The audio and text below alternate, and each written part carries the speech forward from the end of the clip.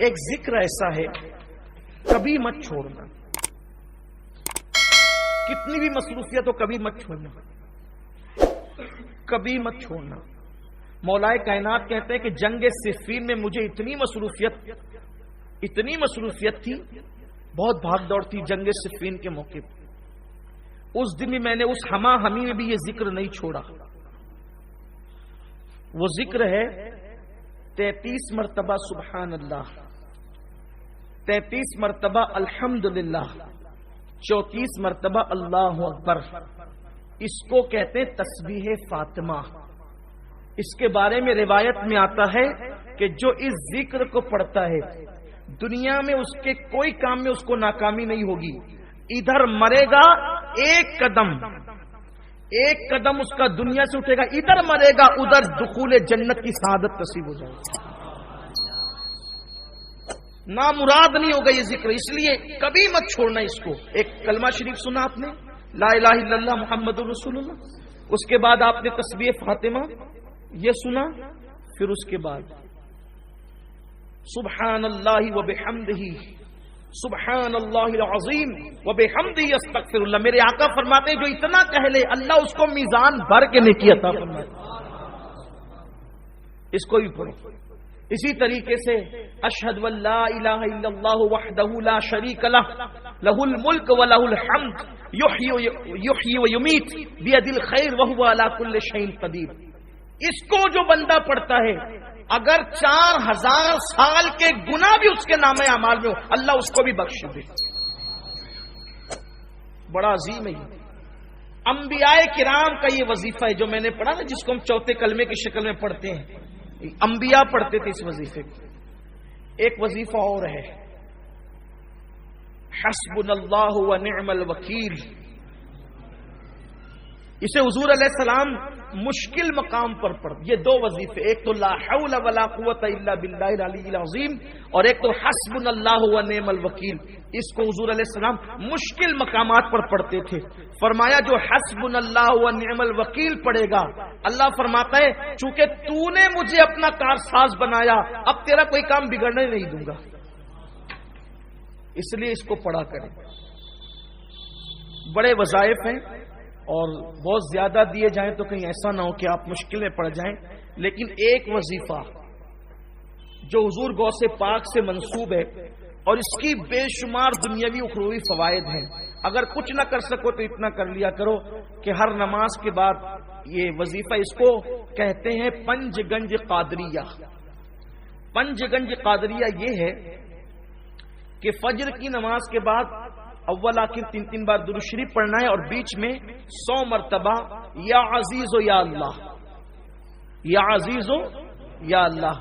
ظہر کے بعد 100 مرتبہ یا کریم و یا اللہ، عصر کے بعد 100 مرتبہ یا جبار و یا اللہ، مغرب کے بعد 100 مرتبہ یا ستار و یا اللہ، عشاء کے بعد 100 مرتبہ یا غفار و یا اللہ۔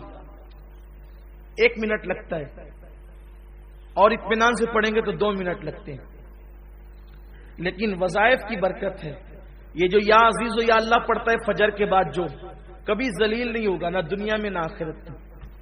آپ کو ذلیل کرنے والے خود ذلیل ہو جائیں گے، آپ ذلیل نہیں ہوں گے، اس لیے کہ جو اللہ کو عزیز کہہ کے پکارے خدا اس کو کیسے ذلیل کرے گا۔ آزما کے دیکھ لیں، کبھی ذلت نہیں ہوگی، کبھی ذلت، آپ کو ذلیل کرنے والا خود ذلیل ہوگا۔ اس کے بعد یہ جو ظہر کے بعد یا کریم و یا اللہ پڑھا جاتا ہے، یہ پڑھنے والا کبھی روزی کے معاملے میں تنگ دست نہیں ہوگا۔ عصر بعد یا جبار و یا اللہ پڑھنے والا کبھی ظالم حاکم اس کو پریشان نہیں کر سکے گا۔ مغرب کے بعد یا ستار و یا اللہ پڑھنے والا کبھی لوگ اس کے عیب کی وجہ سے اس کے عیبوں کو اچھال نہیں سکیں گے اور اچھالنے میں کامیاب نہیں ہو سکیں گے۔ عشاء کے بعد یا غفار یا اللہ پڑھنے والا اللہ تبارک و تعالی اس کے بستر پر آنکھ بند ہونے سے پہلے اس کی مغفرت فرما دے گا۔ اللہ کا ذکر کریں۔ آخری بات یہ کہ ذکر کی 3 قسمیں ہیں، جب تک کہ یہ 3 قسمیں ایک ساتھ نہ ہو جائے ذکر نہیں ہوتا۔